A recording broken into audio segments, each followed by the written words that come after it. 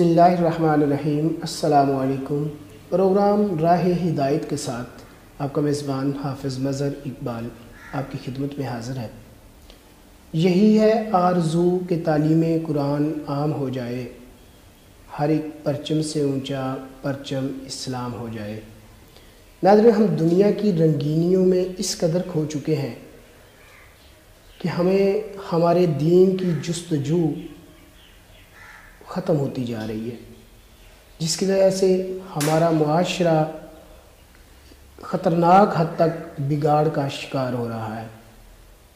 معاشرہ کے اس بگاڑ میں جہاں اور بہت ساری وجوہات ہیں، وہیں ایک بڑی وجہ ہمیں ہمارے دین سے دوری ہے۔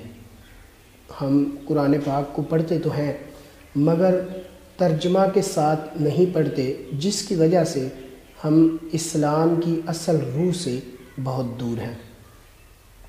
آج ہمارا موضوع ہوگا قرآن کریم کتاب نجات یا محض کتاب ثواب، اور ہمارے مہمان ہیں پروفیسر ڈاکٹر غلام حسین راشد صاحب۔ السلام علیکم جی۔ وعلیکم السلام ورحمۃ اللہ۔ سر، کیا وجہ ہے کہ قرآن کریم ترجمہ کے ساتھ پڑھنا کیوں ضروری ہے؟ بہت خوبصورت سوال آپ نے کیا۔ اس سے پچھلے پروگرام میں بھی ہم نے اس بارے میں بات کی تھی۔ اللہ رب العزت قرآن مقدس کی سورہ محمد میں فرماتے ہیں، افلا یتدبرون القرآن ام علی قلوب اقفالها، یہ لوگ قرآن پہ تدبر کیوں نہیں کرتے؟ کیا ان کے دلوں پہ قفل ہیں، تالے ہیں؟ یہ آیت کریمہ اس چیز کی، اس حقیقت کی عکاس ہے اور ہمیں دعوت فکر دے رہی ہے کہ یہ قرآن محض برکت کے لیے نازل نہیں ہوا، بلکہ غور و فکر اور تدبر اس کا اصل مقصود ہے۔ اور ایسے ہی ایک اور سورہ مبارکہ میں، سورہ یوسف، اس کی دوسری آیت کریمہ ہے، ارشاد خداوندی ہے، انا انزلناہ قرآنا عربیا لعلکم تعقلون، ہم نے یہ قرآن نازل کیا ہے عربی زبان میں، لعلکم تعقلون، تاکہ تمہاری عقل میں آ جائے، تمہاری سمجھ میں آ جائے۔ اس سے پہلی جو صحائف تھے یا کتب اللہ رب العزت نے بھیجی اس انسانیت کی ہدایت کے لیے، وہ عربی میں نہیں تھی۔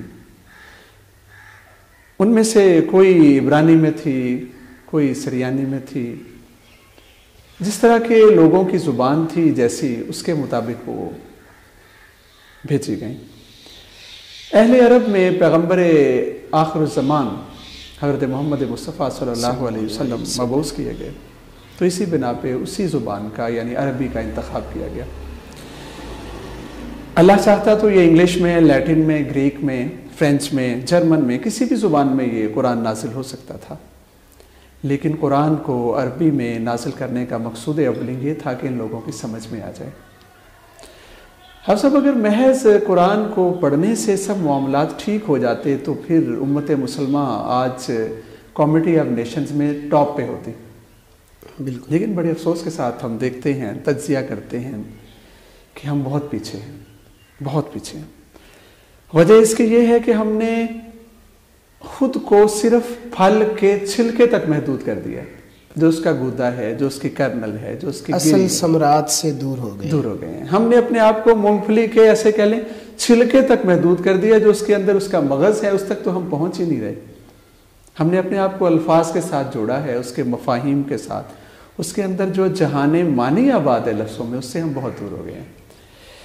مجھے ایک دلچسپ واقعہ یاد آ رہا ہے۔ ایک مفتی صاحب سے ایک خاتون نے سوال کیا کہ رمضان کی آمد ہے، تو مفتی صاحب میں آپ کے بار بار کہنے کے مطابق اسے بات ترجمہ پڑھوں قرآن کو، یا مجھے اجازت دیں کہ میں بغیر ترجمے کے 5-6 دفعہ قرآن مکمل کر لوں گی رمضان میں بغیر ترجمے کے، تو میرے لیے کیا مناسب ہے؟ تو مفتی صاحب نے ایسا جواب دیا جس سے بہت کچھ واضح ہو جاتا ہے۔ انہوں نے کہا، بہن آپ 4-5 قرآن کی بات کر رہے ہیں، اگر آپ با ترجمہ قرآن 5-10 پارے بھی پڑھ پاتی ہیں، اس کو سمجھ کے پڑھتی ہیں اور اس کے ڈوز اینڈ ڈونٹس کے مطابق، اوامر و نواہی کے مطابق اپنے آپ کو بدلنے کی کوشش کرتی ہیں تو یہ 5-10 پارے آپ کے 50 قرآنوں پہ بھاری ہیں. بھاری ہیں بالکل. تعداد جو ہے یا مقدار سب کچھ نہیں ہے، معیار اصل چیز ہے. اب آپ دیکھ لیجئے گا کہ اگر ہم بہت زیادہ تعداد میں قرآن پڑھ لیتے ہیں، پلے کچھ نہیں پڑتا. قرآن پڑھنے سے پہلے ہم جو تھے بعد میں بھی وہی رہتے ہیں، تو میں نہیں سمجھتا کہ ہم نے اس کا حق ادا کیا ہے. اور یہاں ہم نے جیسے کہ آپ نے اپنے انٹرو میں فرمایا کہ کیا یہ محض کتاب ثواب ہے یا کتاب نجات و ہدایت، تو گزارش یہ ہے کہ ثواب کا جہاں تک تعلق ہے، ایک مثال سے میں یہ اپنے ناظرین کو سمجھانا چاہوں گا.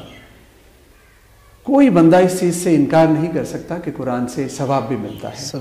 اللہ رب العزت نے انسینٹیوائز کیا ہے مسلمانوں کو کہ جب وہ اسے پڑھیں گے، غور کریں گے، فکر کریں گے تو ان کو ثواب بھی ملے گا، اجر بھی ملے گا. جیسے کہ وہ مشہور حدیث مبارکہ ہے کہ الف لام میم کے 30 نیکیاں ہیں. 30 نیکیاں. لیکن اب ایک کویسچن مارک، اگر اس کو سمجھ کر کے پڑھیں گے تو اس سے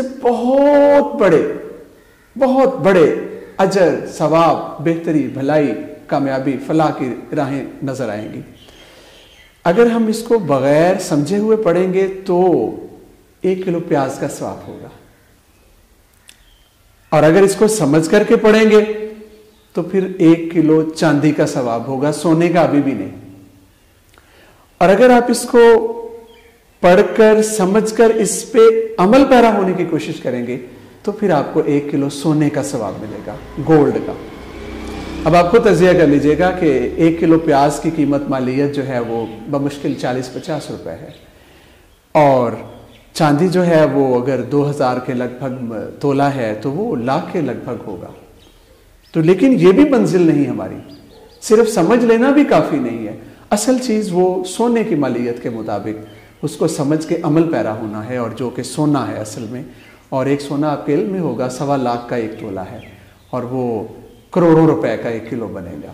اب یہ اٹ از اپ ٹو اس کہ ہم پیاز پہ قانے ہو جاتے ہیں یا ہم چاندی پہ یا سونے کے تلاش میں ہوتے ہیں. موجودہ دور کی اگر بات کریں تو ہم صرف پیاز تک ہی محدود ہو کے رہ گئے ہیں. بڑے افسوس کے ساتھ کوشش ہی نہیں کر رہے. ہاں، ہم پیاز تک ہی محدود ہو کے رہ گئے ہیں.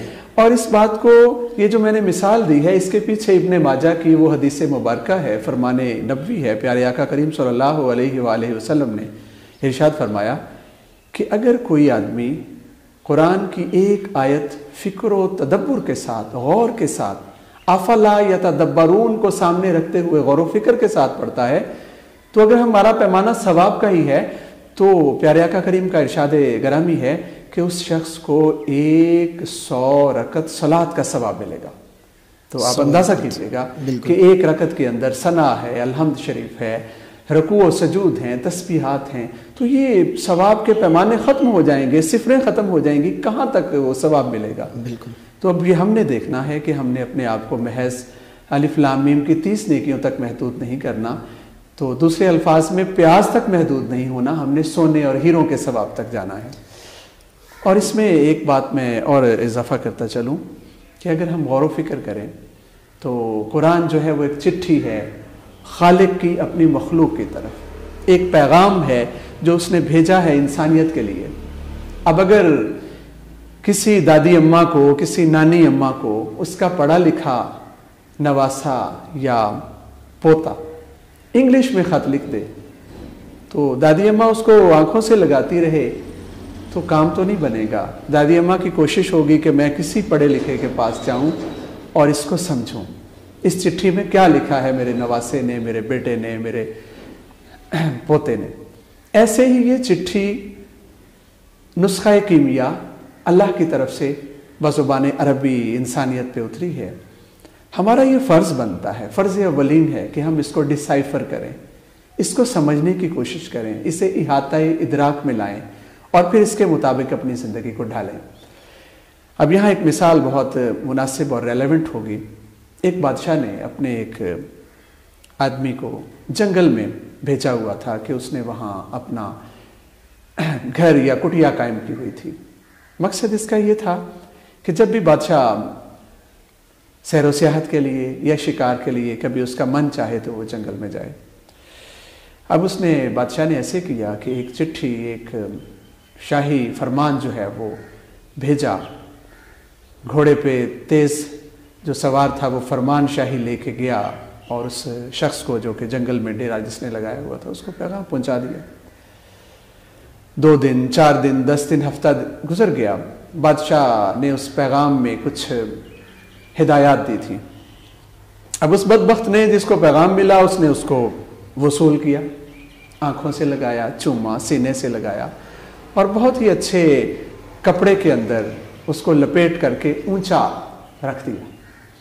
صبح و مساء، صبح و شام وہ اس کو چومتا تھا، سینے سے، آنکھوں سے لگاتا تھا، لیکن اسے پڑھ کے سمجھنے کی کوشش نہیں کرتا تھا۔ بادشاہ 1 ہفتے کے بعد اپنے پلان کے مطابق جنگل میں پہنچا، دیکھا تو کوئی بھی انتظامات نہیں تھے شکار کے۔ اسے ملا، اسے کہا بھائی تمہیں میرا پیغام نہیں ملا؟ حضور پیغام ملا، یہ دیکھیں میں نے سینے سے لگایا ہوا ہے، اور اس پیغام شاہی کو پھر آنکھوں سے اور سینے سے لگا لیا اور چومنے لگا اور کہنے لگا حضور مجھے میرا انعام دیں۔ تو بادشاہ نے کہا کیا مطلب، تو نے اس میں پڑھا نہیں جو میں نے انسٹرکشنز، ہدایات یا آرڈرز دیے تھے وہ تو نے نہیں پڑھے؟ حضور مجھے اس کا کوئی نہیں پتا، لیکن میں اسے سینے سے لگا کے رکھتا ہوں، میں نے تعظیم کی ہے، میں نے اس کی پوری تعظیم و تکریم کی ہے۔ تو بادشاہ نے کہا ہاں تمہارا انعام تلوار دیں۔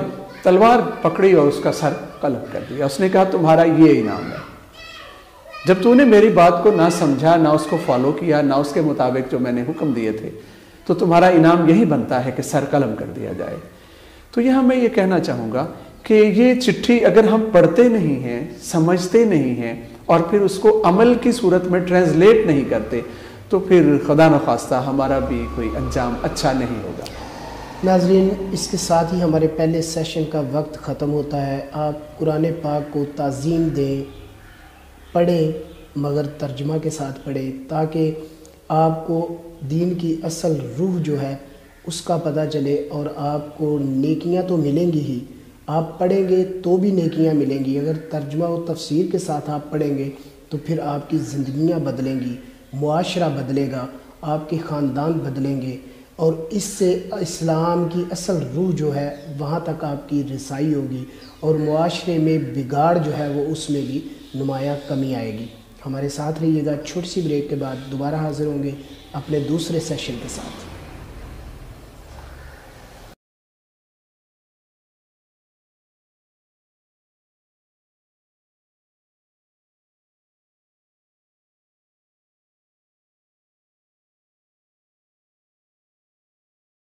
ویلکم بیک ناظرین، جس طرح ہمارا پہلا سیشن ہوتا ہے اور اس کے بعد ہم دوسرے سیشن کا آغاز کرتے ہیں، تو آج کے اردو کے جو 3 الفاظ لے کر آئے ہیں وہ یہ ہیں نقص، غلط اور عطر۔ یہ 3 الفاظ ہیں۔ پروفیسر صاحب سب سے پہلے نقص۔ آپ نے آج جن 3 الفاظ کی نشاندہی کی ہے، ہمارے معاشرے میں الا ماشاءاللہ یہ غلط ہی بولے جاتے ہیں۔ اتنا چلن ہو گیا ہے غلط صورت کا کہ اگر ہم درست کر کے اس کو پڑھیں گے تو شاید لوگوں کو ایک بار اچنبھا ہو۔ جو آپ نے پہلا لفظ بولا ہے اس کی درست صورت ہے نقص، یہ زبر کے ساتھ ہے، پیش کے ساتھ اس کو ادا کرنا غلط ہے۔ یعنی کہ ہم موسٹلی جو بولتے ہیں وہ نقص ہے، جبکہ اس کا اصل درست لفظ جو ہے وہ نقص ہے۔ تو دوسرا تھا جی غلط۔ بڑے مزاحیہ بات ہے کہ یہ غلط کا لفظ بھی غلط ہے۔ دوسرے لفظوں میں ایسے کہوں گا کہ ہم جو یہ لفظ بولتے ہیں غلط، یہ ایسے نہیں ہے، لام کے اوپر بھی زبر ہے اور اس کی درست ادائیگی ہے غلط۔ یعنی کہ ہم نے غلط بولنا ہے، غلط نہیں بولنا۔ تو یہ سکرین پر ساتھ ساتھ آپ جو ہے وہ دیکھ بھی رہے ہیں، اور اس کے علاوہ ہمارا جو واٹس ایپ نمبر اور ای میل ایڈریس ہے وہ بھی سکرین پر جو ہے وہ نمایاں ہو رہا ہے۔ تو آپ اپنے سوالات اور اپنے الفاظ ہمیں لکھ کر ای میل بھی کر سکتے ہیں اور جو ہے وہ واٹس ایپ بھی کر سکتے ہیں۔ تو ہمارا تیسرا لفظ تھا جی عطر۔ عطر جو ہے اس پہ ہمارے معاشرے میں عام چلن ہے کہ زبر کے ساتھ لکھتے یا بولتے ہیں جی، جبکہ اس کی درست صورت زیر کے ساتھ عطر ہے۔ جی، تو اس عطر بھی آپ جو بولتے ہیں وہ غلط ہے، جبکہ اس کا صحیح درست جو ہے وہ عطر ہے۔ تو آج ہم اس میں بات کریں گے انگلش کے حوالے سے۔ اگر بات کریں تو وہ ہم آج جو 3 الفاظ لے کر آئے ہیں وہ ہیں جی ووئی، انویلپ، اور تیسرا ہوگا جی ایڈورٹائزمنٹ۔ یہ 3 الفاظ ہم آج لے کر آئے ہیں انگلش کے۔ تو سر سب سے پہلے ایڈورٹائزمنٹ، یہ جو ہے یہ درست ہے؟ صاحب اس میں تھوڑا سا دونوں میں صورتیں بتا دوں۔ ایڈورٹائز اصل لفظ درست ہے اور ورب کے طور پہ، فعل کے طور پہ ایڈورٹائز ہے، لیکن جب یہ ناؤن یعنی اسم بنتا ہے تو پھر یہ بن جاتا ہے ایڈورٹسمنٹ۔ پھر اس کو ایڈورٹائزمنٹ کہنا غلط ہوگا اور ایڈورٹسمنٹ اس کی درست صورت ہے۔ جی ناظرین، آپ نے جانا ان کا کہنا ہے کہ ایڈورٹائزمنٹ یا ایڈورٹائزمنٹ جو ہم کہتے ہیں یہ غلط ہے، جو درست ہے وہ ہے ایڈورٹیسمنٹ، ایڈورٹیسمنٹ۔ اور دوسرا ہے جی وہی